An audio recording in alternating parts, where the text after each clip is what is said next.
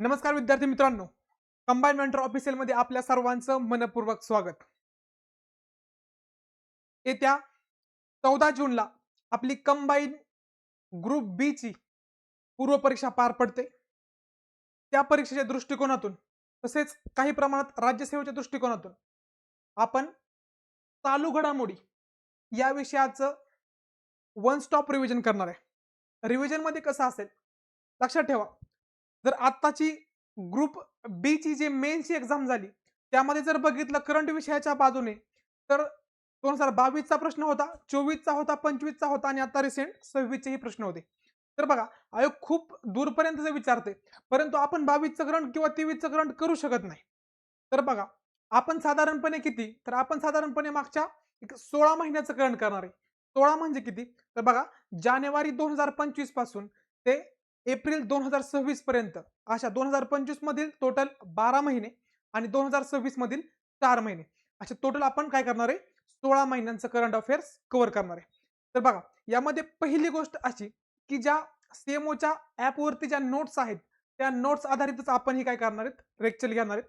बऱ्याच जणांनी लेक्चर घेण्याबाबत डिमांड केली होती, परंतु आम्ही ही बॅच पेड टाकण्याच्या विचारात होतो, परंतु पेड न घेता जर ज्यांनी नोट्स परचेस केल्यात त्यांना बरं व्हावं या दृष्टिकोनातून काय केलं लक्षात ठेवा की आम्ही युट्यूबला फ्री ऑफ कॉस्ट ठेवते.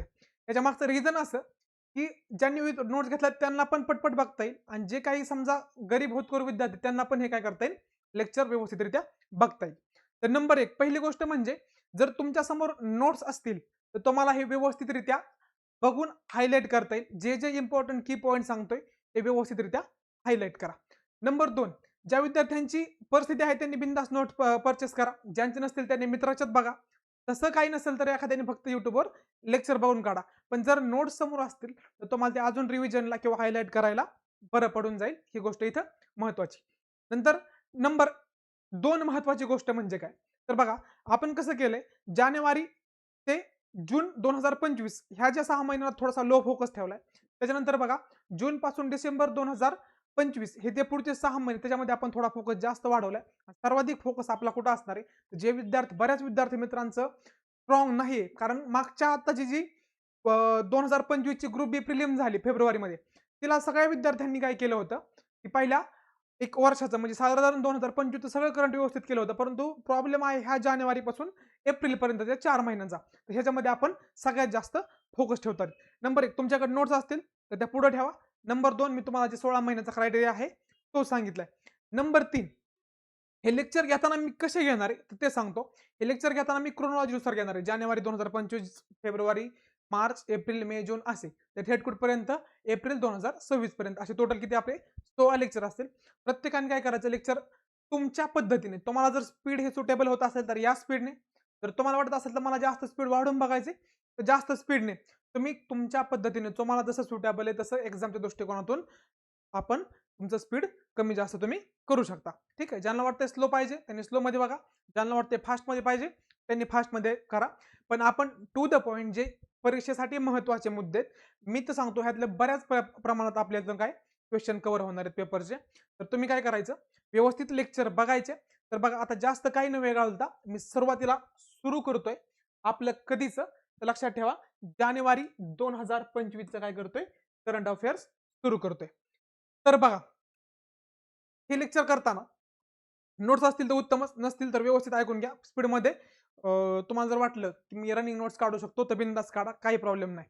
त्याच्यानंतर दुसरी महत्वाची गोष्ट म्हणजे आता आपण मी जानेवारी पासून काय करतोय एप्रिल 2026 पर्यंतच घेतोय टोटल 16 महिन्यांचं. काही पुरस्कार डबल रिपीट झाले. समजा इंदिरा गांधी बघितलं तुम्ही अगोदर पण होता, नंतर आता परत ह्या वर्षी दिला गेला. किंवा तुम्ही जर समजा चॅम्पियन ऑफ द अर्थ बघितलं तर अगोदर माधव गाडगे नव्हता, नंतर तुम्ही जर आता 26 मध्ये आला तर सुप्रिया साहूंना घ्या. ज्या त्या ठिकाणी ज्या त्या महिन्यातलं सांगत जसं जसं मी पुढे येईल एप्रिल आणि ह्या जानेवारी 2026 पासून एप्रिल 2026 मध्ये त्यात मी मॅक्झिमम डाटा कव्हर करण्याचा प्रयत्न करणार आहे. जिथं जिथं मला तुम्हाला काही एक्स्ट्रा पॉईंट सांगा वाटतील ते तुम्ही तिथं ऍड करून घ्या. पण मी काय काय ठिकाणी जर नाही सांगितलं तर ते मी पुढे कुठं कव्हर करणार लक्षात ठेवा जानेवारी 2026 पासून एप्रिल 2026 पर्यंत. ही गोष्ट इथं लक्षात असू द्या. मी बोर्डवर कमी लिहिण्याचा प्रयत्न करणार आहे. त्याच्या मागचं कारण असं की आपल्याला ह्या पीडीएफ कमी वेळात संपवायच्यात आणि ह्या पीडीएफ मी पूर्ण असे लाईन टू लाईन नाही घेतले. मला ज्या ज्या गोष्टी इम्पॉर्टंट वाटतात ते मी तुम्हाला तिथे व्यवस्थित सांगण्याचा प्रयत्न करील. तर चला आपण सुरू करूया जानेवारी 2025 ची ही पहिली पीडीएफ. तर बघा सगळ्यात इम्पॉर्टंट बघा आपण इम्पॉर्टंट घडामोडींना काय केलं हायलाइट केले. CPGRAM centralise public grievance redress and monitoring system अशी नावाची एक सिस्टीम आहे. ती सिस्टीम काय लक्षात ठेवा, सेवा वितरणाशी संबंधित विषयावर काही जर आपल्याला तक्रारी करायच्या असतील तर ह्यांसाठी हे 24x7 24 तास सेवा उपलब्ध करून देणारं पोर्टल आहे किंवा हा प्लॅटफॉर्म आहे. त्याचं नाव काय आहे, CPG RAM लक्षात ठेवा.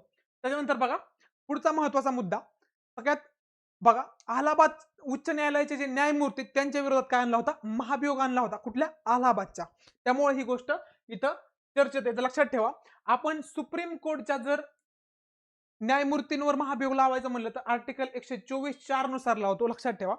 त्याचबरोबर आर्टिकल 218 नुसार आपण कोणावर लावतो तर लक्षात ठेवा हायकोर्टच्या न्यायमूर्तींवर लावतो. तसंच राष्ट्रपतींवर जर महाभियोग चालवायचा म्हणलं तर आपल्याकडे आर्टिकल 61 आहे. कारण आयोगाची आर्टिकल विचारण्याची सध्याची जी डिमांड आहे ती खूप वाढली, खूप डीप मध्ये गेली. कारण ग्रुप बीला आता 179C वरती प्रश्न विचारलाय. त्यामुळे आपले आर्टिकल व्यवस्थित पाठ पाहिजे.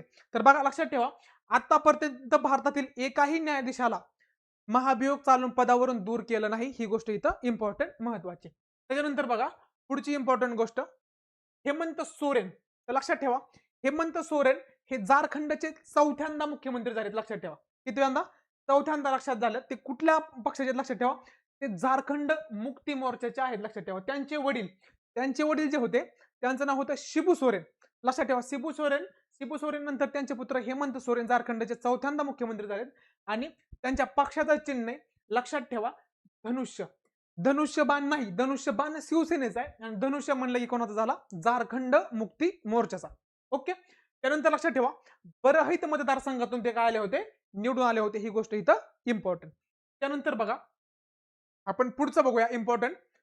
त्यानंतर बघा आस्पा कायदा लक्षात ठेवा. आस्पा कायदा कुठं लागू झालाय तर लक्षात ठेवा मणिपूरमध्ये. आणि मणिपूरमध्ये हा कायदा कितव्यांदा लागू झालाय, सगळ्यात इम्पॉर्टंट गोष्ट म्हणजे काय झाले, हा 11व्यांदा कुठं लागू झालाय, मणिपूरमध्ये. आपसाची आपण कुठल्या राज्यात कसे लागू ह्यासाठी आपण ट्रिक सांगितली होती. ती ट्रिक होती काय, नमाज मध्ये N for Nagaland, A for Assam, नंतर M म्हणजे मणिपूर, नंतर A म्हणजे अरुणाचल प्रदेश आणि Z म्हणजे आपण काय लक्षात ठेवलं होतं, जम्मू आणि काश्मीर. ही गोष्ट इथं काय करा व्यवस्थित लक्षात ठेवा. त्यानंतर बघा दिल्लीतला एक चौक होता आणि त्या चौकाचं नाव होतं सराय काले खान चौक. तर या सराय काले खान चौकाचं काय केलं लक्षात ठेवा, बिरसा मुंडा यांची काय होती, भगवान बिरसा मुंडांची 150वी जयंती होती. आणि त्या 150व्या जयंती निमित्तानं ह्या चौकाचं नाव बदलून काय ठेवलं लक्षात ठेवा, भगवान बिरसा मुंडा चौक असं काय केलंय, नामांतरण केलंय. ही तर विशेष लक्षात ठेवा. त्यानंतर बघा भारतातील पहिले संविधान संग्रहालय असा जर प्रश्न आला तर लक्षात ठेवायचं सोनीपत हरियाणामध्ये भारतातील पहिले काय संविधान संग्रहालय. जर संविधान भवन म्हणलं तर ते आपल्या चिंचवडला आहे. लक्षात ठेवा कुठं, चिंचवडला, पुण्यातील चिंचवड येथे. ही गोष्ट इथं नोट डाऊन करा. तर लक्षात ठेवा OP जिंदाल विद्यापीठात हे संग्रहालय उभा केले. लक्षात ठेवा. आणि त्याचं उद्घाटन आपले लोकसभेचे जे आपले सभापती आहेत किंवा लोकसभाचे अध्यक्ष चेअरपर्सन ओम बिर्ला यांनी त्याचं काय केलंय, उद्घाटन केले. ही गोष्ट इथं इम्पॉर्टंट. त्यानंतर भारतीय संविधानाच्या संस्कृत आणि मैथिली भाषांमध्ये काय केलंय, त्याच्या आवृत्तीचं अनावरण केलं. त्याच्याच बरोबर अजून एका भाषेत केलं, तिचं नाव आहे ते पुढे येईलच आपल्याला, पण पुढचा मुद्दा आता तुम्हाला सांगून ठेवतो. संथाली मध्ये पण केले. लक्षात ठेवा कुठली, संथाली. आता कुठल्या पाहिल्या दोन आपण लक्षात ठेवा, संस्कृत मैथिली आणि नंतर कुठल्या संथाली मध्ये. ओके. त्यानंतर 2015 पासून 26 नोव्हेंबर हा काय केला जातो, संविधान दिवस म्हणून साजरा केला जातो. कारण काय 26 नोव्हेंबर 1949 ला आपण काय केलं होतं, संविधान स्वीकारलं होतं त्याच्यामुळे. त्याच्यानंतर बघा पुढची इम्पॉर्टंट गोष्ट G20 शिखर परिषद. लक्षात ठेवा G20 यंदा 19वी G20 कुठे भरली होती, लक्षात ठेवा ब्राझीलच्या रिओ दी जानेरोला भरली होती. लक्षात ठेवा. त्यानंतर या परिषदेत पहिल्यांदाच म्हणजे अगोदर 20 सदस्य होते, 21वा सदस्य आफ्रिकन युनियन काय केला, ऍड केला. आणि या जी रिओ दी जानेरोला परिषद झाली त्यामध्ये पूर्ण सदस्य म्हणून आफ्रिकन युनियन पहिल्यांदाच सामील झाला होता. हे इथं लक्षात ठेवा. आणि त्याच्यानंतर G20 20वी G20 कुठे भरली तर लक्षात ठेवा 20वी G20 भरली जोहान्सबर्ग दक्षिण आफ्रिका. हे इथं काय, जोहान्सबर्ग दक्षिण आफ्रिका. हे इम्पॉर्टंट आहे. त्याच्यानंतर बघा पुढचा इम्पॉर्टंट पॉईंट बघूया आपण. तर बघा ऑपरेशन दोस्त. लक्षात ठेवा ऑपरेशन दोस्त कशाच्या बाबतीत आहे लक्षात ठेवा. ऑपरेशन दोस्त सिरियामध्ये जो भूकंप झाला होता, त्या भूकंपासाठी भारताने सिरियाला जी काही मदत केली होती, त्या ऑपरेशनला किंवा त्या मदती करण्याच्या प्रक्रियेला जे नाव ठेवलं होतं आपण तर ते नाव काय होतं? ऑपरेशन दोस्त. हे इथं काय आहे? इम्पॉर्टंट आहे, लक्षात ठेवा. त्यानंतर बघा, स्वित्झर्लंडने काय केलंय? भारताचा मोस्ट फेवर नेशनचा दर्जा काय केलाय? निलंबित केलाय. त्याच्यामुळे काय होणार आहे? भारतावर 2025 पासून पूर्वीचा 10% जो कर लागू होता, तो परत काय करणार आहे? लागू झालाय, लक्षात ठेवा. त्यानंतर बघा, शेंगेन झोन मध्ये सामील होणारे प्रदेश आहेत. शेंगेन झोन काय? लक्षात ठेवा. शेंगेन हे असं क्षेत्र आहे की ज्याच्यावर सीमेचं नियंत्रण असलेलं जगातील सगळ्यात मोठं काय ते क्षेत्र आहे. त्यामध्ये 2 देश सामील झालेत. त्यामधला पहिला देश आहे रोमानिया आणि दुसरा देश आहे बल्गेरिया. हे 2 देश इथं रोमानिया आणि बल्गेरिया व्यवस्थित हायलाइट करून ठेवा. ठीक आहे. त्यानंतर बघा, तुलसी गबाड, ह्या तुलसी गबाड ज्या आहेत त्यांची ना इंटरनॅशनल इंटेलिजन्सच्या संचालक किंवा डिरेक्टर पदी नियुक्ती झाली. हे इथं इंटरनॅशनल घडामोडी ही इम्पॉर्टंट आहे नियुक्तीच्या बाबतीत. ओके. त्याच्यानंतर बघा, पुढचा महत्वाचा मुद्दा, अमेरिकन भारतीय वंशाचे जे काश पटेल आहेत त्यांची एफबीआयच्या काय संचालक पदी काय झाली? नेमणूक झाली. काश पटेल एफबीआयचे संचालक इथं व्यवस्थित काय करा? नोट डाऊन करून ठेवा. त्यानंतर बघा, त्यांचं एक पुस्तक आहे, त्या पुस्तकाचं नाव आहे गव्हर्नमेंट गँगस्टर. लक्षात ठेवा, काय नाव आहे? Government gangster. ओके. त्यानंतर बघा, छत्तीसगडच्या बस्तर जिल्ह्यात एक दुडमारस नावाचं गाव आहे. तर त्या दुडमारस गावाबद्दल मी तुम्हाला माहिती सांगणार आहे. तर लक्षात ठेवा, युएनच्या वर्ल्ड टुरिझम ऑर्गनायझेशनद्वारे जो सर्वोत्कृष्ट पर्यटन व्हिलेज अपग्रेड पुरस्कार दिला जातो किंवा त्याची नेमणूक केली जाते, त्यामध्ये कोण आहे? लक्षात ठेवा, दुडमारस गाव आहे. हे इथं इम्पॉर्टंट आहे. त्याच्यानंतर बघा, हे दुडमारस गाव कांगेर व्हॅली नॅशनल पार्क मध्ये काय आहे? स्थित आहे. हे इथं इम्पॉर्टंट. त्यानंतर बघा, पुढचा महत्वाची घडामोड आपली बघू आपण. नंतर बघा, इंटरपोलचे महासचिव म्हणून कोणाची नियुक्ती झाली? तर लक्षात ठेवा, वाल्देसी उर्कीचा. फक्त नाव महत्वाचे, बाकी वाल्देसी उर्कीचा सोडून बाकी काहीही तर लक्षात ठेवू नका. तर बघा, इंटरपोलची स्थापना झाली 1923 ला आणि त्याचं हेडक्वार्टर नाही लिओन आणि फ्रान्स. ओके. एका एक्झामला प्रश्न एमपीएससी नाही पण दुसऱ्या एका एक्झामला प्रश्न विचार होता, लिओन फ्रान्स कोणाचं हेडक्वार्टर आहे? तर लक्षात ठेवा, तिथं कोणाचं हेडक्वार्टर आहे? इंटरपोलचं. लक्षात ठेवा. त्यानंतर ही काय माहितीये का? इंटरनॅशनल क्रिमिनल कोर्ट किंवा पोलीस असल्यासारखं हे इंटरपोल. ठीक आहे. त्याच्यानंतर बघा, सर्वात वेगाने वाढणारी G20 अर्थव्यवस्था कुठली? तर ती आपली भारताची. त्याच्यामुळे हे इम्पॉर्टंट आहे. याला काय करा? व्यवस्थित हायलाइट करून ठेवा. सर्वात वेगाने वाढणारी G20 अर्थव्यवस्था म्हणून कुठला देश ओळखला जातो? तर भारत. इथं लक्षात ठेवा. त्याच्यानंतर बघा, पुढचा इम्पॉर्टंट घडामोड बघू आपण. 16 वर्षाखालील बालकांसाठी सोशल मीडियावर बंदी. 16 वर्षाखालील बालकांवर सोशल मीडियावर बंदी घालणारा जगातील पहिला देश कुठला आहे? तर लक्षात ठेवा, ऑस्ट्रेलिया.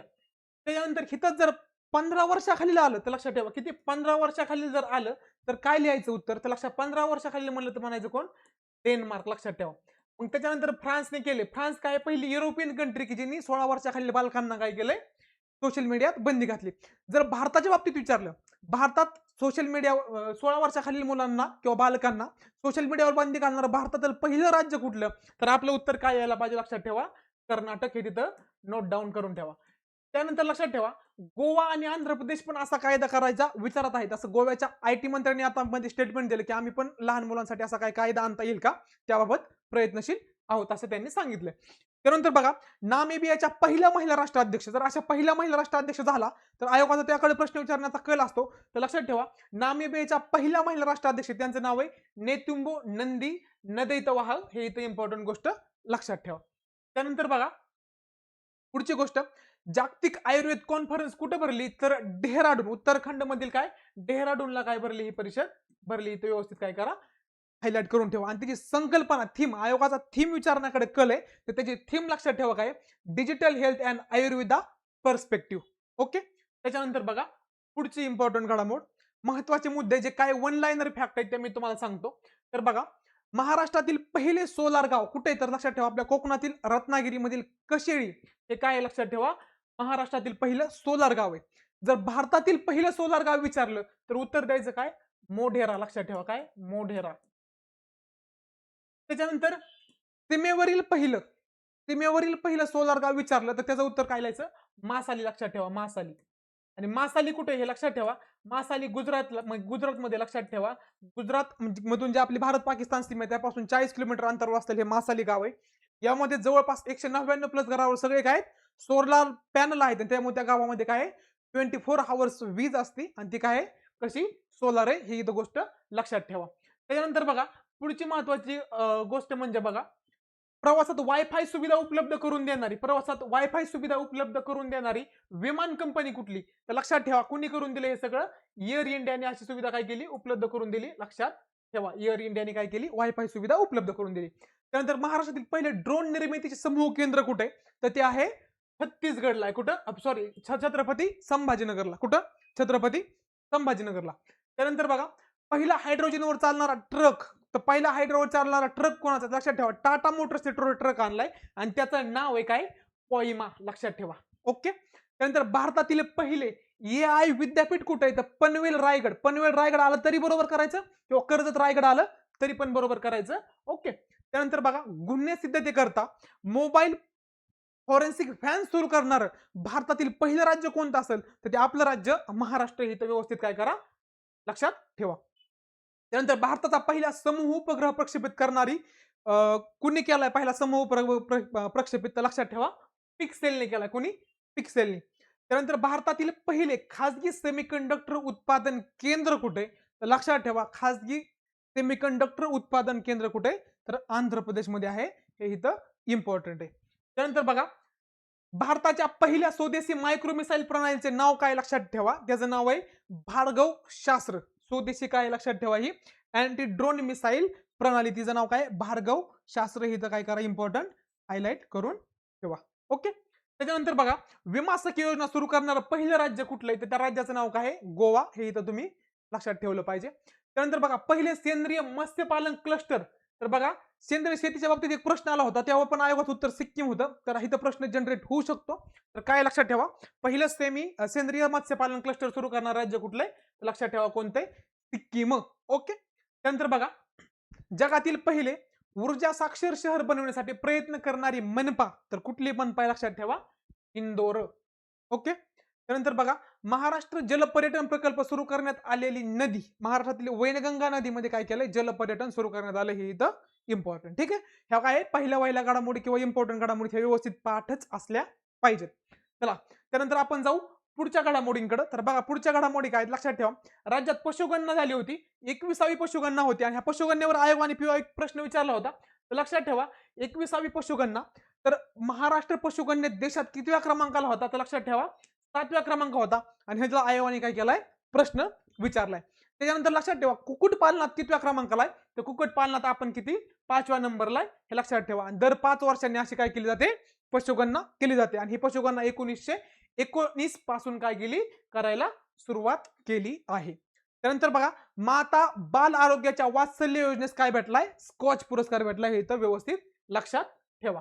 त्यानंतर बघा भारतातील पहिली समुद्रतळ स्वच्छता मोहीम समुद्रातळ स्वच्छता करण्यासाठी जी मोहीम राबवली गेली ती महाराष्ट्रातील एका ठिकाणी राबवण्यात गेली म्हणून ती इम्पॉर्टंट आहे आणि ती कुठं राबवली गेली तर लक्षात ठेवा सिंधुदुर्ग जिल्ह्यातील मालवण समुद्र किनारी काय केली ती राबवली गेली. त्यानंतर सेंद्रिय उत्पादनात महाराष्ट्राचा 3रा क्रमांक लागतो कितवा 3रा मत्स्यालय क्लस्टर म्हणलं की कोण सिक्कीम.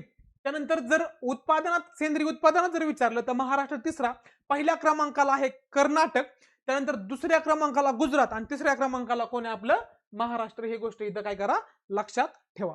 त्यानंतर बघा वन्यजीवांचे रक्षण करण्यासाठी ऑनलाईन FIR प्रणाली आणली तिचं नाव होतं गरुडाक्षी काय नाव होतं तिचं गरुडाक्षी आणि ती कुठल्या राज्याने आणली होती तर ते इम्पॉर्टंट आहे तर ती आणली होती लक्षात ठेवा कर्नाटक या राज्याने हे इथं महत्वाचं आहे. त्यानंतर भारताचे पहिले हरित हायड्रोजन हब कुठं होणार आहे तर लक्षात ठेवा भारताचे पहिले हरित हायड्रोजन हब होणार आहे आंध्र प्रदेशातील काय विशाखापट्टणम येथे हे इथं इम्पॉर्टंट आहे. नंतर भाषिणी काय माहिती का भाषिणी हे भाषा ट्रान्सलेट करणारं ऍप आहे म्हणजे आपण एखाद्या भाषेत कमांड केली आणि आपल्याला पाहिजे त्या भाषेत ते ट्रान्सलेट करून देऊ शकतो. असं भाषिणीसोबत सामंजस्य करार करणारं ईशान्येकडील पहिलं राज्य कुठलंय तर लक्षात ठेवा 7 सिस्टर मधील पहिलं राज्य आहे त्याचं नाव आहे त्रिपुरा. त्रिपुराची राजधानी कुठली आगरताला. नंतर बघा महिलांच्या दृष्टिकोनातून सोयीसाठी आरेखन केलेली पहिली युद्धनौका जिथे त्या कामगार महिला असतील किंवा क्रूज वरती जे लेडीज असतील त्यांच्यासाठी सुरक्षित अशी आरेखन केलेली पहिली युद्धनौका कुठली तिचं नाव लक्षात ठेवा INS सुरत लक्षात ठेवा बरोबर. त्याच्यानंतर बघा आशियातील पहिले पुरातन पुरातत्व अनुभवात्मक संग्रहालय कुठे? वडनगर गुजरात. एवढं काय ते जास्त इम्पॉर्टंट नाही, पण थोडंफार आलं लक्षात तर लक्षात ठेवा. नंतर भारताची 10 वर्षीय कॉफी वाढ योजना होती. किती? 10 वर्षीय कॉफी वाढ योजना होती. 2030 पर्यंत काय करायचं होतं आपल्याला? कॉफी उत्पादन आणि निर्यात काय करायची होती? दुप्पट करायची होती. ह्या गोष्टीतून हे काय करा? लक्षात ठेवा. तर बघा, कॉफी उत्पादनात भारत जगात कितव्या क्रमांकाला आहे? तर लक्षात ठेवा 8व्या क्रमांकाला. कितव्या क्रमांकाला? 8व्या. कॉफी बोर्ड ऑफ इंडिया हे एक वैधानिक आयोग आहे किंवा वैधानिक बोर्ड आहे, एका कायद्याने तयार केलेलं.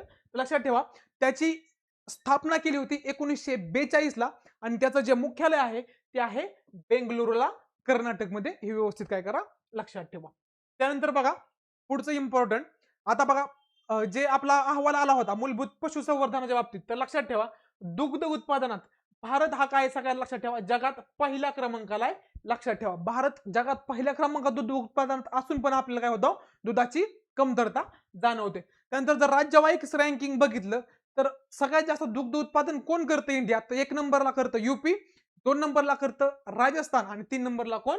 मध्य प्रदेश. ह्या गोष्टी इथं काय करा? ओके मध्ये हायलाइट करून ठेवा. त्यानंतर बघा जागतिक स्तरावर भारत अंडी उत्पादनात कितव्या क्रमांकाला आहे? लक्षात ठेवा अंडी उत्पादनात जागतिक स्तरावर आपण कितव्या क्रमांकाला आहे? 2ऱ्या क्रमांकाला आहे. आणि स्टेट रँकिंग मध्ये अंडी उत्पादनामध्ये कोण आहे? तर लक्षात ठेवा आंध्र प्रदेश आणि 2ऱ्या नंबरला कोण आहे? तमिळनाडू. ओके, आंध्र प्रदेश आणि तमिळनाडू कशात? अंडी उत्पादनामध्ये. लक्षात ठेवा. त्यानंतर बघा मांस उत्पादन. मांस उत्पादन सगळ्यात जास्त कुठे होतं? तर लक्षात ठेवा पश्चिम बंगालमध्ये सगळ्यात जास्त मांस काय केलं जातं? उत्पादन केलं जातं. आणि 2 नंबरला कुठे केलं जातं? यूपी मध्ये. आणि मग 3ऱ्या क्रमांकाला कोण लागतो? महाराष्ट्राचा क्रमांक लागतो. त्याच्यानंतर बघा महाराष्ट्राचा जर विचार केला आयोगाने ह्या गोष्टीवर PYQ विचारलेला आहे. महाराष्ट्राचा विचार केला तर महाराष्ट्रात खाऱ्या पाण्यातली मासेमारी मोठ्या प्रमाणावर चालते. म्हणजे जर गोड्या पाण्याचा आणि खाऱ्या पाण्याची जर तुलना केली तर महाराष्ट्रात खाऱ्या पाण्यातली मासेमारी जास्त प्रमाणात चालते.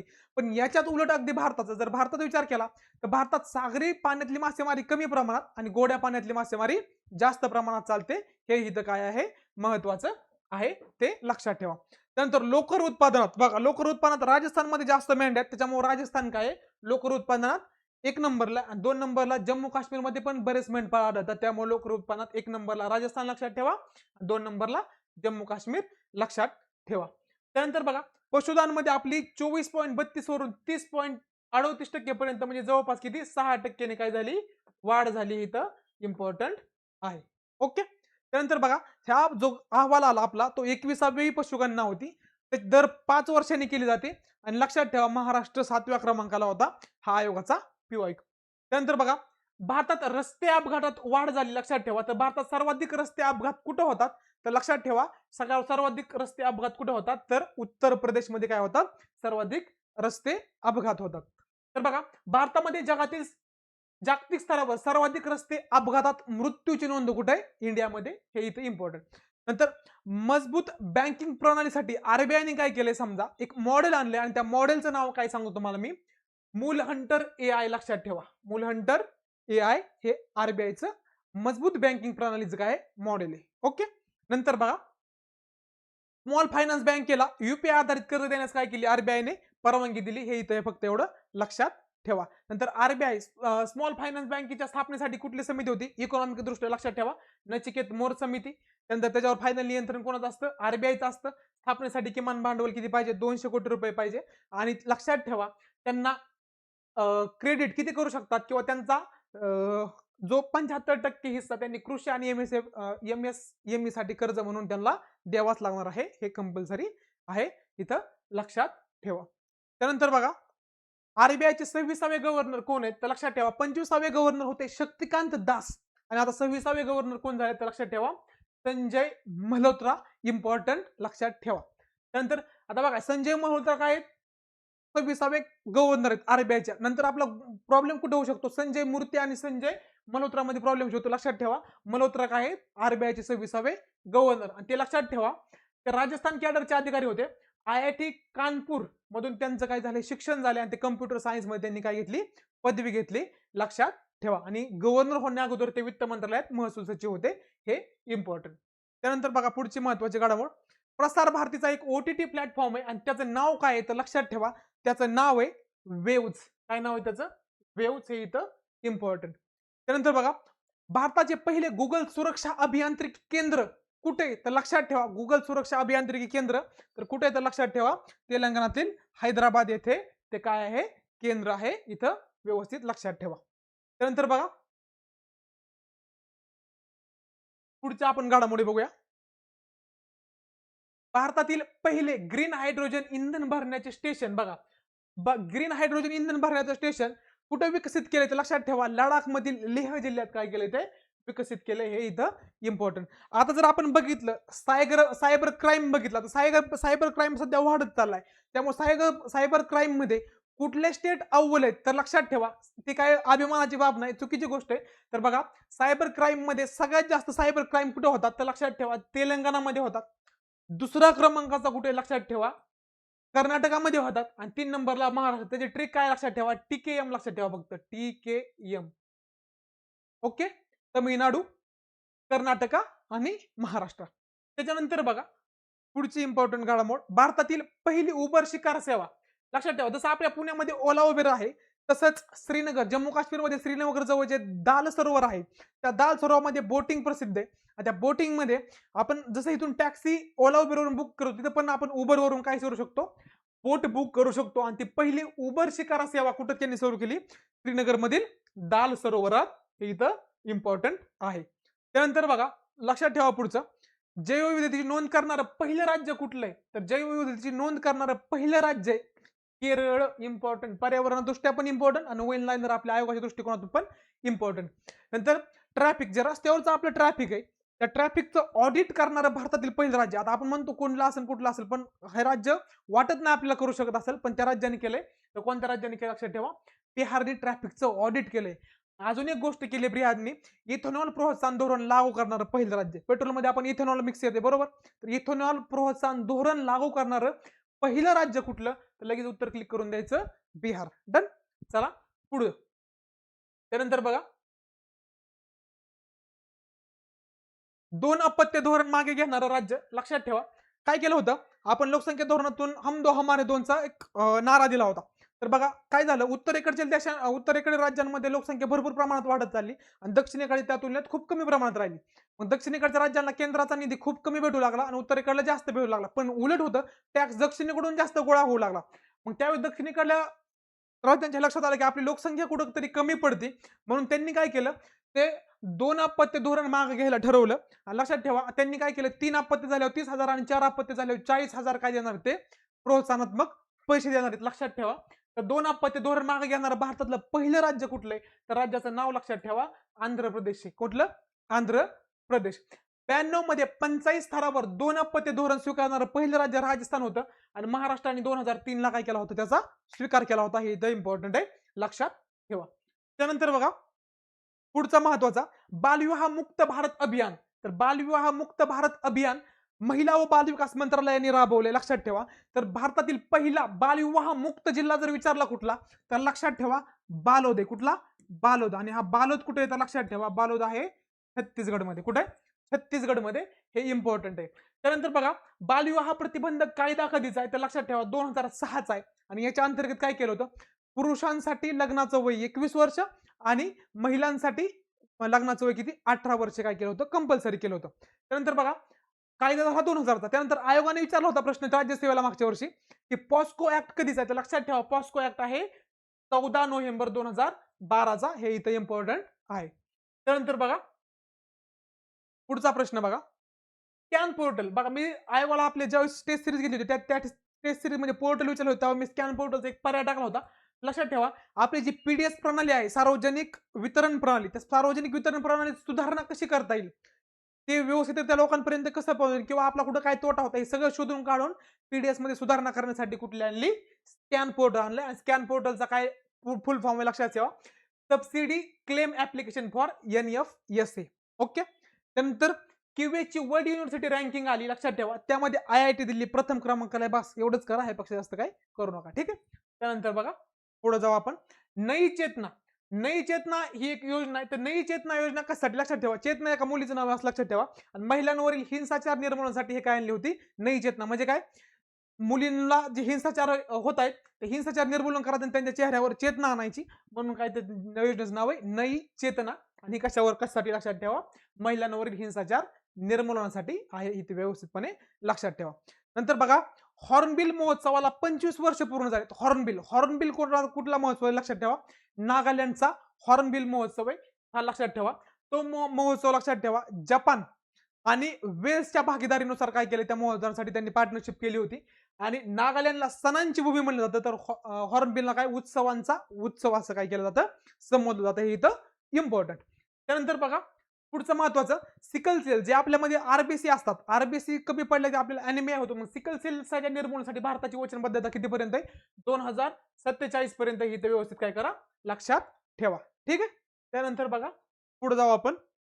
बघा क्षयरोग जो आहे, क्षयरोगाविरुद्ध आरोग्य आणि कुटुंब कल्याण मंत्र्यांनी काय केलं, 100 दिवसांची मोहीम राबवली, हे इथं इम्पॉर्टंट. किती दिवसांची राबवली, क्षयरोगासाठी टीबी, किती, 100 दिवसांची मोहीम, हा इथं हायलाइट करून ठेवा. त्यानंतर बघा क्षयरोगी सोडण्यासाठी त्यांनी मोबाईल VAU हे काय केले, ऍप्लिकेशन एक लॉन्च केले, त्याचं काही एवढं इम्पॉर्टंट नाही. त्यानंतर बघा आता काही महत्वाच्या वन लाईनर घडामोडी मी तुम्हाला सांगतो. त्याच्या अगोदर एक लक्षात ठेवा, भारतातील तिसरे आणि महाराष्ट्रातील पहिले आदिवासी विद्यापीठ कुठे, तर लक्षात ठेवा ते आहे आपल्या महाराष्ट्रातील नाशिकला. भारतातील तिसरे आणि महाराष्ट्रातील पहिलं म्हणलं कुठं, महाराष्ट्रात असणार, ते कुठे, नाशिकला. लक्षात ठेवा. त्याचं काय इम्पॉर्टंट ती गोष्ट मी तुम्हाला सांगतो.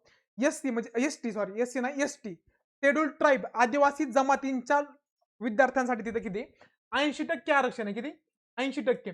आणि उरलेलं ओपन साठी किती टक्के, लक्षात ठेवा, 20% काय आहे तिथं आरक्षण आहे, हे इथं इम्पॉर्टंट गोष्ट नोट डाऊन करून ठेवा. नंतर इनसाइड द स्टोरी ऑफ मुख्यमंत्री माझी लाडकी बहीण योजना. आता बघा मुख्यमंत्री लाडकी बहीणवर आयोगाने काय विचारला होता, प्रश्न विचारला होता. आणि आयोगाचा सध्या पुस्तक वरती प्रश्न कुणी लिहिलं त्याच्यावरती प्रश्न विचारण्यावर ट्रेंड आहे. आता जी ग्रुप बी ची मेन झाली त्याच्यामध्ये रतन टाटांचं एक पुस्तक होतं, मॅथ्युजियाने लिहिलं होतं, त्याच्यावरती प्रश्न विचारला होता. त्या दृष्टिकोनातून लक्षात ठेवा, लाडकी बहीण योजना पण इम्पॉर्टंट आहे. आणि त्याच्यावर इनसाइड स्टोरी ऑफ मुख्यमंत्री माझी लाडकी बहीण योजना यावर डॉक्टर अनुप कुमार यादव यांनी एक पुस्तक लिहिलं, त्यामुळे ह्याच्यावरती प्रश्न विचारला जाऊ शकतो. अनुप कुमार कोण आहेत लक्षात ठेवा, महिला व बाल विकास मंत्रालयाचे कोण आहेत, ते सचिव आहेत, हे इथं व्यवस्थित नोट डाऊन करा. त्यानंतर बघा आसाम काय होतं लक्षात ठेवा, इकॉनॉमिकली पण आणि कधी करंट मध्ये किंवा इतर दुसऱ्या कुठल्या एक्झामला आला तर प्रश्न लक्षात ठेवा. आसाम जीएसटी लागू करणारं काय आहे, पहिलं राज्य, लक्षात ठेवा. त्यानंतर एआय ट्रॅफिक मॅनेजमेंट असणारं पहिलं राज्य कुठलं, लक्षात ठेवा, सिक्कीम. त्यानंतर बघा ऑनलाईन समन्स वॉरंट सुरू केला. आता ऑनलाईन समन्स आणि वॉरंट पाठवायचा असा उपक्रम कुठल्या राज्याने केला, तर लक्षात ठेवा, मध्य प्रदेशनी हा काय केलाय, उपक्रम राबवलाय. नंतर नागालँडने काय केलं, लक्षात ठेवा, आधार लिंक जन्म नोंदणी सुरू करणार आहे. बघा आधार लिंक वरूनच काय करायचं, जन्म नोंदणी करायची, आणि असं करणारं भारतातलं पहिलं राज्य नागालँड. ही विशेष बाब आहे, इथं प्रश्न क्रिएट होऊ शकतो, लक्षात ठेवा. त्यानंतर बघा सॅनिटरी नॅपकिन खरेदीसाठी पैसे देणार राज्य, महिला आणि मुलींसाठी सॅनिटरी नॅपकिनसाठी आपण रजा देणार कुठलं राज्य ते पण बघितलं, किंवा विद्यापीठावाल्यांना किंवा सरकारी कर्मचाऱ्यांना सुट्टी देणारं राज्य कुठलं ते पण बघितलं. तर आता बघा सॅनिटरी नॅपकिन खरेदीसाठी पैसे देणारं राज्य आलंय, तर ते कुठलं राज्य पैसे देते, लक्षात ठेवा, मध्य प्रदेश. मध्य प्रदेश कुठे कुठं सॅनिटरी नॅपकिनसाठी पैसे देते, आणि दुसरं काय ऑनलाईन समन्स आणि वॉरंट जारी करणार पण कुठलं, मध्य प्रदेश. आता आलं आपलं महाराष्ट्र. तर महाराष्ट्राने काय केलंय, लक्षात ठेवा, धोकाग्रस्त वन्यजीवांना अधिवासित करणारं पहिलं राज्य कोणते, लक्षात ठेवा, तर ते आहे आपलं महाराष्ट्र. त्यानंतर गुगल क्लासरूम पण आपण सुरू केली. काय केली, गुगल क्लासरूम आपण सुरू केली, त्यामुळे इथं प्रश्न क्रिएट झाला तर होऊ शकतो. नंतर सुधारित निवृत्त वेतन सुरू करणारं पहिलं राज्य कुठलंय, तर आपलं महाराष्ट्र, इथे व्यवस्थित लक्षात ठेवा. महिला आरक्षण देणारं पहिलं राज्य, हे इम्पॉर्टंट आहे. सध्या आरक्षणाच्या बाबतीत घडामोडी घडत आहेत भरपूर, तर महिला आरक्षण देणारं भारतातील पहिलं राज्य कुठलं, तर लक्षात ठेवा, आपलं महाराष्ट्र. नंतर केरोसिन मुक्त शहर कुठलंय, तर केरोसिन म्हणजे आपलं राखेल तर केरोसिन मुक्त शहर कुठलंय, तर लक्षात ठेवा, दिल्ली. हे भारतातलं पहिलं काय, केरोसिन. तिथं काहीच केरोसिनचा वापर केला, आधीच एवढं प्रदूषण झालंय, केरोसिन आणलं तर किती प्रदूषण होईल, म्हणून केरोसिन काय 0 करून टाकले, लक्षात ठेवा. त्यानंतर इंटरनेटचा मूलभूत हक्क दिलाय कुणी, केरळनी. वृद्धांसाठी आयोग कुणी आणलाय, केरळनी, लक्षात ठेवा. इंटरनेटचा मूलभूत हक्क आणि वृद्धांसाठी आयोग आणणार राज्य कुठलं, लक्षात ठेवा, केरळ. 10वी पर्यंतच्या विद्यार्थ्यांना रोबोटिक्स शिक्षण अनिवार्य करणार राज्य पण कुठलं, तर केरळ. ह्या गोष्टी इथं काय करा, नोट डाऊन करून ठेवा. मी सांगतो, कारण मी जर लिहित बसलो तर खूप वेळ जाईल, आपल्याला कमी काळात संपवायचे, त्याच्यामुळे मी काय जास्त इथं लिहित नाही. त्यानंतर बघा आरोग्य हक्क कायदा लागू करणार, आरोग्याचा हक्क लागू करणार पहिलं कुठलं, राजस्थान. आणि त्याचबरोबर रस्ता सुरक्षा हमी योजना स्वीकारणार पण कुठलं, राजस्थान. हे इथं व्यवस्थित हायलाइट करा. त्यानंतर बघा पुढचा महत्वाचा प्रश्न. आता बघा काल परवा जो युपीएससीचा पेपर झाला ह्याच्यावरती थोडासा म्हणजे आपला अँगल वेगळा असतो कंबाईनचा, युपीएससीचा वेगळा असता. पण ह्या 58व्या माधव व्याघ्र प्रकल्पावरती प्रश्न विचारला होता.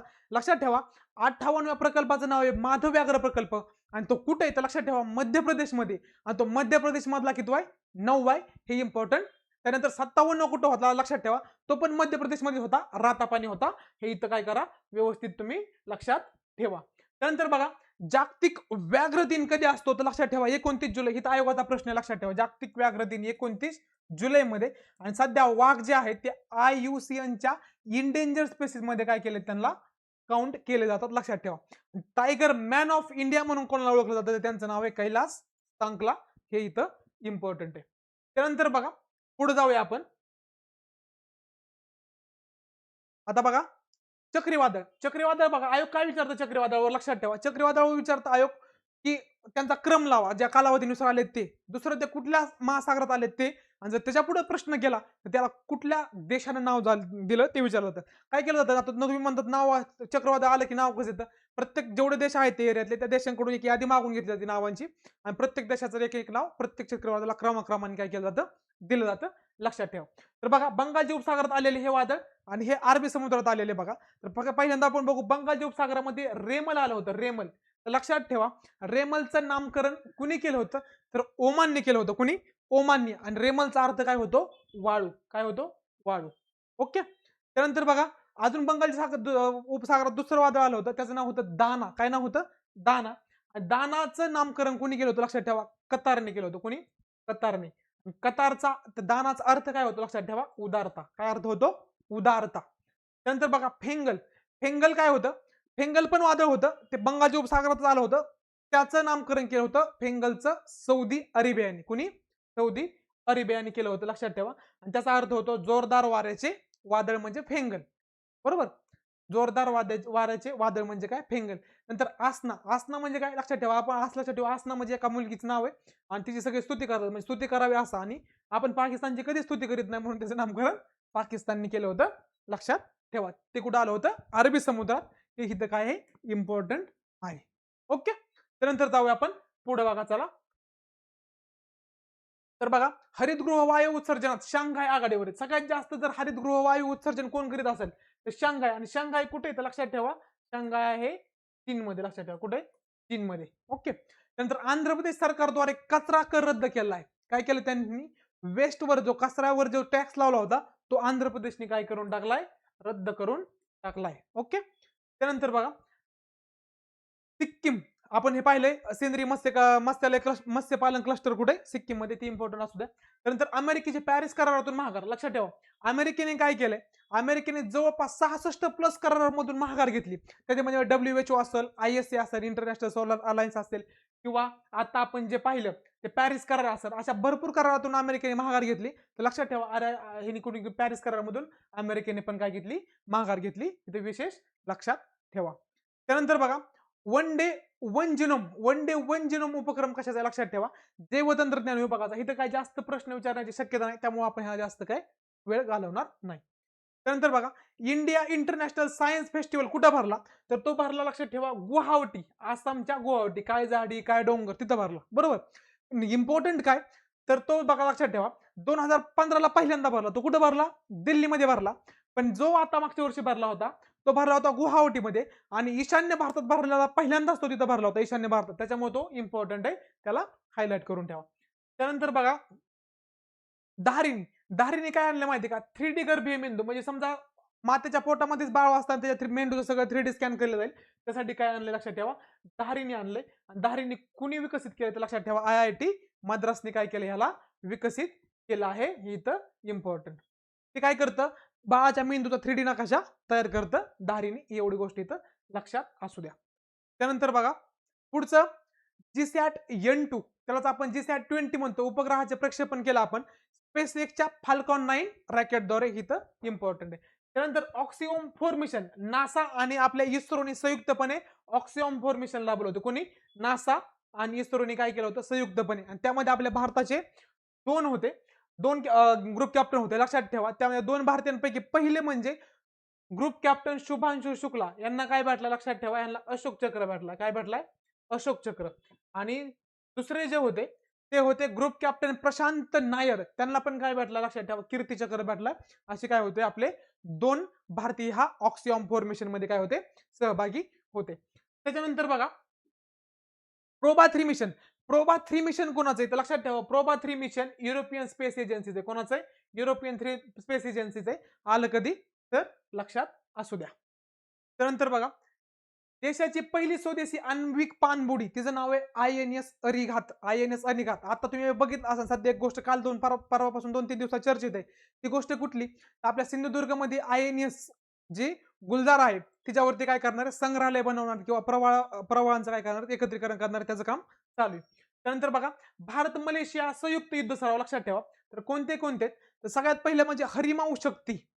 हरिमाऊ शक्ती हा आपला त्यांचा लष्करी सराव आहे. त्यानंतर समुद्र लक्ष्मण, काय नाव आहे? समुद्र लक्ष्मण आणि उदर शक्ती. कुठला? उदर शक्ती. त्यानंतर बघा पुढची इम्पॉर्टंट घडामोड आहे नाडी तरंगी उपकरण. नाडी चेक करण्यासाठी बघा स्वदेशी विकसित नाडी निदान शस्त्रक्रियाच्या बाबतीत आहे हे लक्षात ठेवा.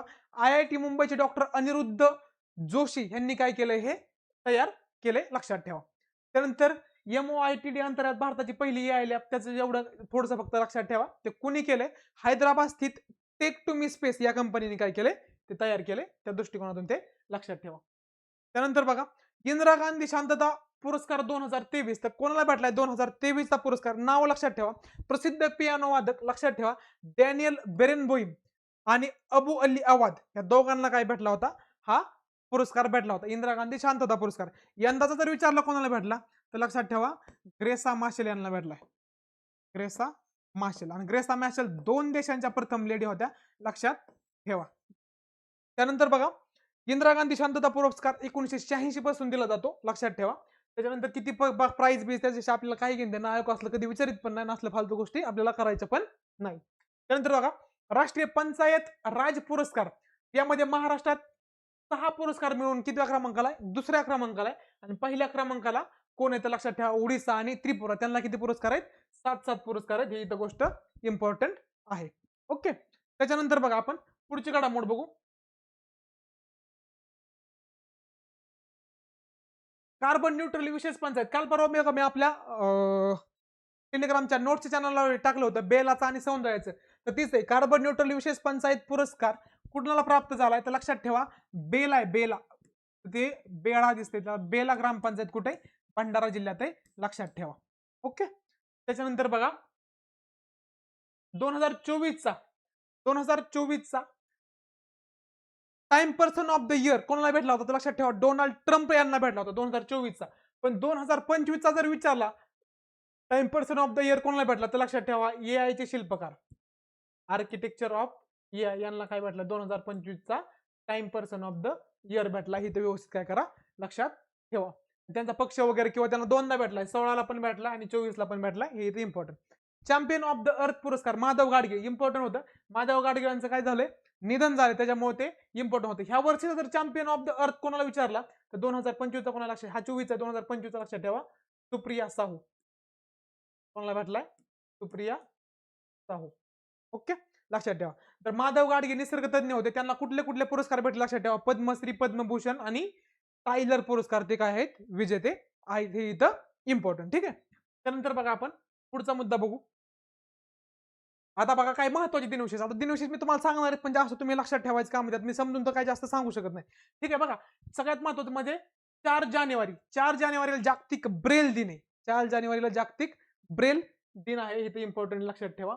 आपण एक टेस्ट सिरीजला प्रश्न बघितला होता बघा अंधांसाठी पासपोर्ट कार्यालयात ब्रेल लिपीतून पुस्तिका वगैरे उपलब्ध करून देणार कुठलं पासपोर्ट कार्यालय ते भोपाळचं लक्षात ठेवा. त्यानंतर बघा 9 जानेवारी प्रवासी भारतीय दिवस आहे. 9 जानेवारी इम्पॉर्टंट आहे कारण गांधीजी आफ्रिकेतून भारतात 9 जानेवारीला आले होते म्हणून 9 जानेवारी काय केला जातो?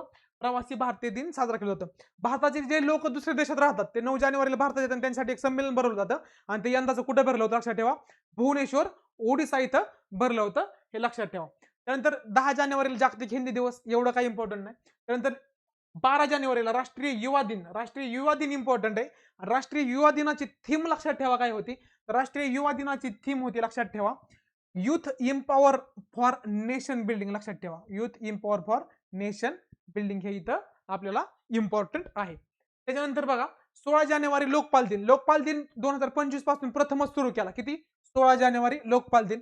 तर लोकपाल दिन बघा, पहिले लोकपाल कोण आपले? तर पिनाकीचंद्र घोष. लोकपाल कायदा कधीचा आहे? 2013चा. 2014ला काय झाली? लोकपालची नेमणूक झाली. पहिले होते पिनाकीचंद्र घोष आणि आता जर बघितलं तर आता आहेत अजय माणिकराव खानविलकर. आपले काय ते लोकपाल आहेत. आणि जर महाराष्ट्राचे लोक आयुक्त जर बघितले तर ते आहेत व्ही एम कानडे. ही गोष्ट लक्षात ठेवा. 16 जानेवारी 2014 रोजी लोकपालची स्थापना झाली आणि कायदा 2013चा आहे हे बघितलं. त्यानंतर आपल्याला काही महत्वाचे मुद्दे बघायचे. आता एक पुस्तक सांगतो, लक्षात ठेवा. अमिताभ कुमार ही प्रसिद्ध व्यक्तिमत्व आहे, त्यांचं पुस्तक आहे. त्या पुस्तकाचं नाव आहे, लक्षात ठेवा, माय बिलोव्ड लाईफ. काय? माय बिलोव्ड लाईफ. हे इथं इम्पॉर्टंट आहे, लक्षात ठेवा.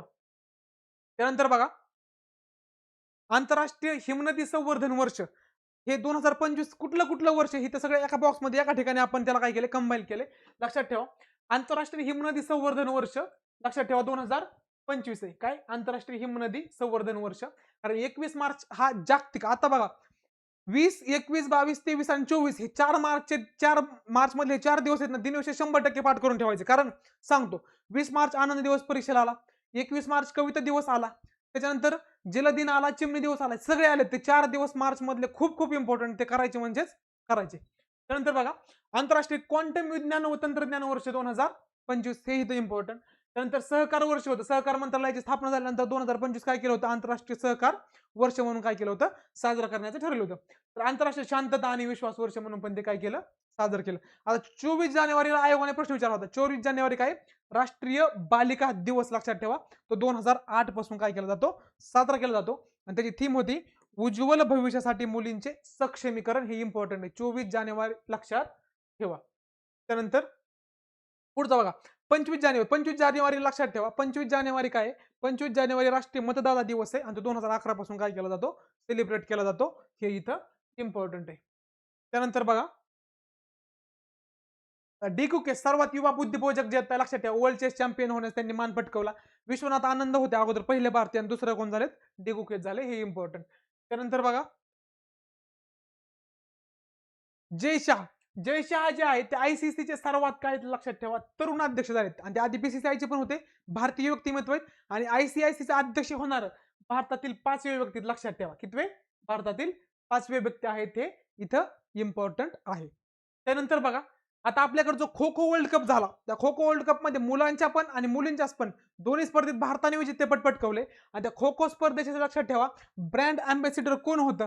तर सलमान खान काय होता? ब्रँड अँबॅसिडर होता. हे इथं इम्पॉर्टंट लक्षात ठेवा. त्यानंतर बघा, आपण पुढे बघूया इम्पॉर्टंट. त्यानंतर बघा, 8वा वेतन आयोग स्थापन केलाय 16 जानेवारी 2025 ला. किती? 8वा. आणि पहिल्या वेतन आयोगाचे अध्यक्ष कोण होते? लक्षात ठेवा, पहिला वेतन आयोग श्रीनिवास वरदाचार्य यांच्या अध्यक्षतेखाली काय केला होता? स्थापन केला होता.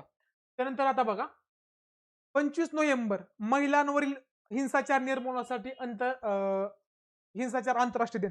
जरा थोडस दिनविशेष वरती जास्त आयोगाचा प्रश्न, एक तरी प्रश्न यायला लागलाय म्हणून थोडस जास्त घेतलेत मी. त्यानंतर 26 नोव्हेंबर हा राष्ट्रीय दूध दिन. नाही लक्षात राहिला तरी चालतंय, पण हा लक्षात ठेवा, 26 नोव्हेंबर संविधान दिन. का? तर 26 नोव्हेंबर 1949 ला आपण काय केलं होतं? आपलं संविधान स्वीकारलं होतं. त्याच्यामुळे लक्षात ठेवा, 26 नोव्हेंबर काय?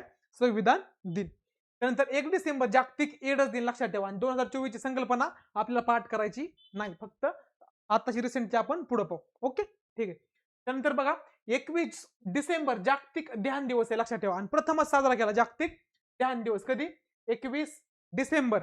तर लक्षात ठेवा, ते कसं केलंय? 21 जूनला योगा दिवस असतो, आंतरराष्ट्रीय योगा दिवस. त्यानंतर 6 महिन्यांनीच राईट केलं, काय केलंय? ध्यान दिवस. म्हणजे काय? योगा करायचा, स्वतःला फिट ठेवायचा आणि ध्यान करून स्वतःची बुद्धी जागेवर ठेवायची. मग शरीर आणि बुद्धी दोन्ही जागेवर राहिलं पाहिजे म्हणून हे राईट 6 महिन्याच्या अंतराने केलेत. कशाच काय? आपण काहीच करीत नाही. त्यानंतर बघा, पुढे नेक्स्ट जाऊ आपण. हे बघा, 21 जून आंतरराष्ट्रीय योगा दिवस, तो पण मी आता सांगितला आणि लगेच आला पुढे जाऊ आपण. 7 डिसेंबर सशस्त्र सेना ध्वज दिवस. लक्षात ठेवा, 7 डिसेंबरला काय? सशस्त्र सेना ध्वज दिवस आहे. हे इथं काय करा? इम्पॉर्टंट नोट डाऊन करून ठेवा. त्यानंतर 10 डिसेंबर मानवी हक्क दिन. लक्षात ठेवा, कोणता? मानवी हक्क दिन. त्याची 24ची थीम होती आवर राईट्स आवर फ्युचर राईट नाव. ओके. नंतर बघा, जगातील सर्वात लांब बोगदा चीनमधील कुठला आहे? तियानशान आहे. हे इथं काय करा? इम्पॉर्टंट आहे, लक्षात ठेवा. त्यानंतर 2025 मध्ये काय केलं? WHO ने जॉर्जियाला काय केलं? मलेरिया मुक्त घोषित केलं. मलेरिया मुक्त कोणाला घोषित केलं? लक्षात ठेवा, जॉर्जियाला. हे इथं काय? इम्पॉर्टंट आहे. त्यानंतर बघा पुढचा प्रश्न, आपला पुढचा प्रश्नच म्हणतोय, पुढचे महत्वाचे घडामोडी बघू. त्यानंतर ते टेस्ट सिरीजचं एक्सप्लेनेशन सवय लागली. पुढचा प्रश्न बघा, झाकीर हुसेन यांचं निधन झालंय आणि ते एक प्रख्यात व्यक्तिमत्व होतं बघा, झाकीर हुसेन. तर बघा, झाकीर हुसेन यांचं काय झालंय, प्रख्यात तबला वादक आणि संगीतकार होते झाकीर हुसेन. इम्पॉर्टंट आहे बघा, त्यांचं निधन झालंय. त्यांचा आजार बघा, ह्याच्या अगोदर एकदा गायक एक्सपायर झाले होते, ते विचारलं होतं त्यांचं निधन कशामुळे झालं. तर बघा डॉक्टर त्या दृष्टिकोनातून आपण इथे फोकस करतोय की झाकीर हुसेन यांचं निधन कशामुळे झालं. एडिओपॅथिक पल्मिनरी फायब्रोसिस हा एक काय आहे, आपल्या फुफ्फुसाचा आजार आहे, त्याच्यामुळे त्यांचं काय झालंय, निधन झालं. इथं काय आहे, इम्पॉर्टंट आहे. त्यानंतर बघा, त्यांचा जन्म 1951 ला बॉम्बेला झाला होता. त्यांचा घराणा पंजाब घराणा आहे. जर आलं कधी घराणा तर हे काय असतं लक्षात ठेवा, यांचे घराणे असतात, तर त्यांचा कुठला घराणा आहे, पंजाब. त्यानंतर बघा, आता पुढचं इम्पॉर्टंट असेल की त्यांना कुठले कुठले पुरस्कार भेटले, तर त्यांना लक्षात ठेवा, त्यांना महत्वाचे पुरस्कार भेटला. पद्मश्री भेटला. पद्मश्री कधी भेटला, तर लक्षात ठेवा, पद्मश्री त्यांना भेटला 1988 ला. कधी भेटला, 1988 ला. त्यानंतर पद्मभूषण भेटला 2002 ला. आणि संगीत नाटक अकादमीचा पुरस्कार त्यापेक्षा लक्षात ठेवा, त्यांना 7 वेळा ग्रॅमीसाठी नामांकन मिळालं. पण त्यांना ग्रॅमी मिळाला किती वेळा, तर लक्षात ठेवा, त्यांना ग्रॅमी मिळाला फक्त किती, 4 वेळा. फक्त नाही पण 4 वेळा मिळाला. लक्षात ठेवा, ग्रॅमी मिळवणं काय नॉट अ जोक. ह्या वर्षीचा ग्रॅमी आता लक्षात ठेवा कोणाला मिळालाय, हे इम्पॉर्टंट आहे. त्यानंतर ग्रॅमी जर 68वा ग्रॅमी जर ह्या वर्षीचा बघितला, तो दलाई लामांना मिळाला, हे इथं लक्षात ठेवा. तिथं आला तर प्रश्न येऊ शकतो. त्यानंतर बघा, पुढे जाऊ आपण.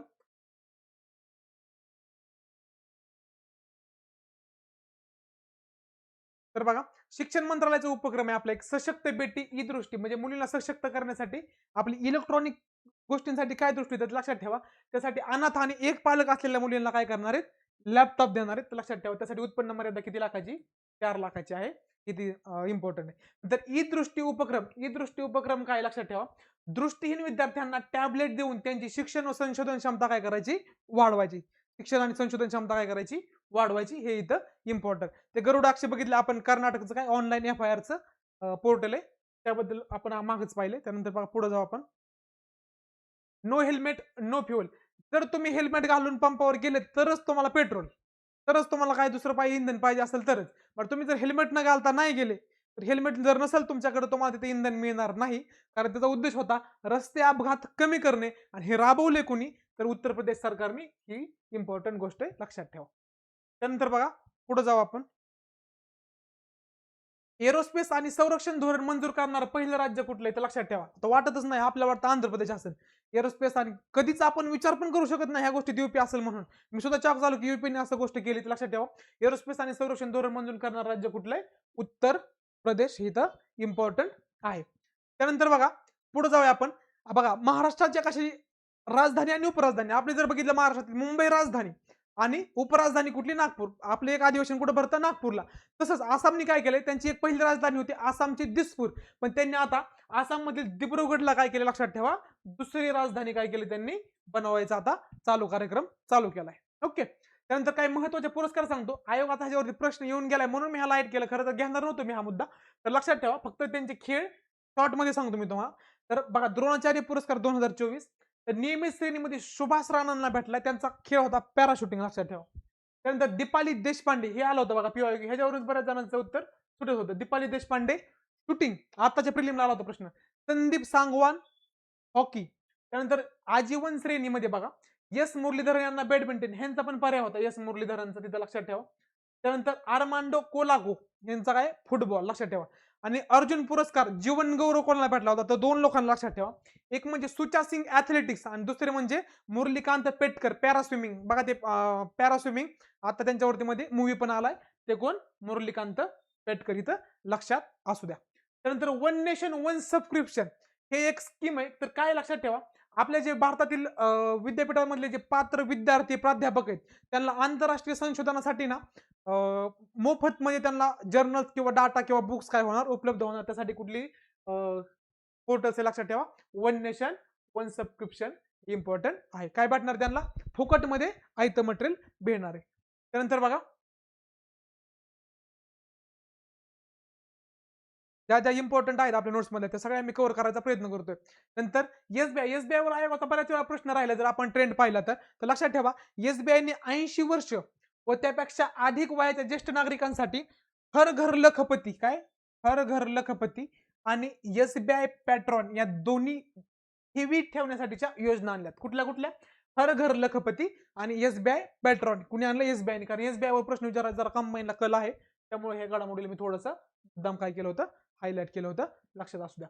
जगातील मेट्रो नेटवर्क, जगातील सर्वात मोठे मेट्रो नेटवर्क कुठे? लक्षात ठेवा, चायना. 2 नंबरला कोण आहे? USA. आणि 3 नंबरला कोण आहे? आपलं इंडिया. आपलं इंडिया 3 नंबरला असल्यामुळे इम्पॉर्टंट ह्याच्यावरती प्रश्न येऊ शकतो, कारण सध्या मेट्रोवरती खूप भर आहे. तर बघा, तर सगळ्यात जमिनीखालून पाण्याखालून जाणारी मेट्रो कुठे? लक्षात ठेवा, पाण्याखालून जाणारी मेट्रो आपल्या कोलकात्याला आहे. त्यानंतर ड्रायव्हरलेस कुठे? दिल्लीला आहे. लक्षात ठेवा. त्यानंतर वॉटर मेट्रो कुठे? केरळ आहे. लक्षात ठेवा. अशा मेट्रोच्या बाबतीत जर काय प्रश्न आला तर हा नेटवर्क सगळ्यात मोठं जाळं कुठे? लक्षात ठेवा, चायना. 2 नंबर USA आणि 3 नंबरला कोण? आपलं इंडिया. हे इथं इम्पॉर्टंट.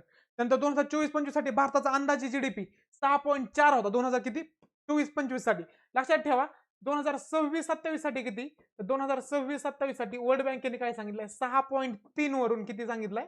लक्षात ठेवा, 6.6 सांगितलंय. ओके. त्यानंतर बघा, 6.3 वरून किती सांगितलंय? 6.6. त्यानंतर बघा पुढचं इम्पॉर्टंट, भारताचा पहिला खासगी उपग्रह समूह गुगलच्या पाठिंब्याने पिक्सेलने लॉन्च केलाय. कुणी? फक्त पिक्सेल. लक्षात ठेवा, पहिला खासगी उपग्रह समूह कोणी लॉन्च केलाय? पिक्सेलने. कोणाच्या सहाय्याने? गुगलच्या. नंतर पहिले खासगी संयुक्त उत्पादन केंद्राचे राज्यघर कुठे आहे? लक्षात ठेवा, ते आहे आंध्र प्रदेशला. कुठे? आंध्र प्रदेशमध्ये. हे इथं इम्पॉर्टंट आहे. त्यानंतर बघा, आपण पुढे जाऊया. बघा, जागतिक स्तरावर कॉफी उत्पादनामध्ये भारत कितवा आहे? 7वा आहे. लक्षात ठेवा, भारत कितवा जागतिक कॉफी उत्पादनामध्ये? 7वा आहे. लक्षात ठेवा, 7वा. भारत जागतिक कॉफी उत्पादनामध्ये 7वा. आणि स्टेट रँकिंग मध्ये कर्नाटक पहिल्या क्रमांकाला आणि 2 नंबरला केरळ. आपल्याला वाटतं कॉफीमध्ये आसाम असेल, कॉफी चहा मधला फरकच काय जणांना कळत नाही. लक्षात ठेवा, तर 7वा जगात आहे भारत.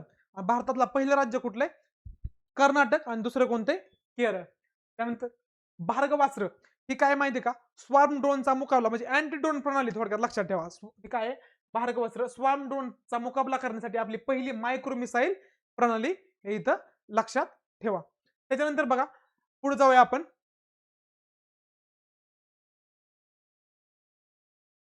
INS सुरत. INS सुरत बाबत सांगितलं बघा, महिलांसाठी तिथे सुरक्षितता अवलंबली. तर INS सुरत ही स्टेल्थ विनाशिका आहे. लक्षात ठेवा, माझगाव डॉक लिमिटेड द्वारे तिची बांधणी केली. तर बघा, भारताची पहिली AI सक्षम युद्ध नौका आहे. थोडी INS सुरतला जरा फोकस करून ठेवा, तर 1-2 ठिकाणी महत्वाची. जर काहीच नाही कळत INS सुरत हाणून देत आल्यावर. त्यानंतर बघा, 2025 संरक्षण मंत्रालयाद्वारे सशस्त्र दलांचे आधुनिकीकरणासाठी बघा, 2025 मगाशी मी बरेच वर्ष सांगितलं तुम्हाला, सहकार वर्ष सांगितलं, आंतरराष्ट्रीय क्वांटम वर्ष सांगितलं. तसंच 2025 संरक्षण मंत्रालयाद्वारे काय केलं होतं? तर सशस्त्र दलांचे आधुनिकीकरण करण्यासाठी सुधारणा वर्ष म्हणून काय केलं होतं? साजरं केलं होतं. काय? सुधारणा वर्ष म्हणून. हे इथं इम्पॉर्टंट. लक्षात ठेवा. त्यानंतर बघा, OPS अलर्ट. OPS अलर्ट काय? लक्षात ठेवा, भारत बांगलादेश सीमेवर BSF द्वारे काय केलं होतं? एक सराव सत्र आयोजित केलं होतं प्रजासत्ताक दिनाच्या पार्श्वभूमीवर. OPS अलर्ट भारत बांगलादेशमध्ये. त्यानंतर बघा, ऑपरेशन सरधावा. ऑपरेशन सरधावा हे हिवाळ्यात असतं आणि ऑपरेशन गरम हवा हे उन्हाळ्यात असतं. मग काय असतं बघा, आपल्या राजस्थानच्या म्हणजे भारतातले राजस्थान आणि पाकिस्तानची जी बॉर्डर आहे का, तिथं हा काय असतो? लक्षात ठेवा, हे ऑपरेशन तिथं राबवलं जातं. कारण तिथे हिवाळ्यात खूप थंडी असते आणि उन्हाळ्यात खूप गरमी असते. त्या दोन्ही परिस्थितीत मॅनेज करण्यासाठी हे 2 स्पेशल ऑपरेशन कुठे राबवले जातात? भारत पाकिस्तान सीमेवरती. आणि ते कोण राबवतं? लक्षात ठेवा, बॉर्डर सिक्युरिटी फोर्स BSF द्वारे ते काय केले जातात? राबवले जातात. हे इथं इम्पॉर्टंट आहे. त्याच्यानंतर बघा, पुढे जाऊ आपण. ब्रह्मोस क्षेपणास्त्र आपलं आणि रशियाचे. बरोबर, आपल्याला माहिती आहे, आपल्या ब्रह्मपुत्रा नदीवरून आणि त्यांच्या मॉस्को नदीवरून ते नाव ठेवलेलं आहे. 800 ते 900 किलोमीटर त्याचं काय आहे? रेंज आहे. लक्षात ठेवा. त्यानंतर ग्लोबल इकॉनॉमिक प्रॉस्पेक्ट, हे झाल्याच आपला मुद्दा. त्यानंतर बघा, महाभारत वाटिका. तर बघा, महाभारत वाटिका काय? तर लक्षात ठेवा, महाभारत वाटिका अशी वाटिका आहे, उत्तराखंड सरकारने हल्दानी येथे महाभारतात उल्लेख असलेल्या 37 वनस्पतींचे काय त्या प्रजाती आहेत, त्या वाटिका किंवा त्या उद्यानात काय करतील? आपल्याला सापडतात. नंतर क्लायमेट मिशन सुरू करणारं जगातील पहिलं ऊर्जा साक्षर शहर जर विचारलं तर आपल्या MP मधलं कोण आहे? इंदोर. ही तर गोष्ट लक्षात ठेवा. क्लायमेट मिशन सुरू करणारा जगातील पहिलं ऊर्जा साक्षर शहर जर आलं तर कोण? तर लक्षात ठेवा, इंदोर. त्यानंतर याला हिमनदी काय? लक्षात ठेवा, ती ऱ्हास होण्याच्या मार्गावर आहे, त्यामुळे ती गोष्ट लक्षात ठेवायची. ती कुठे? नेपाळमध्ये आहे. हे तर लक्षात ठेवा.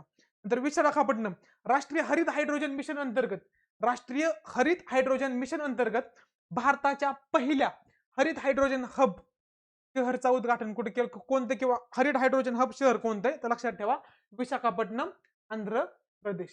ओके. त्यानंतर आपण पुढे जाऊया.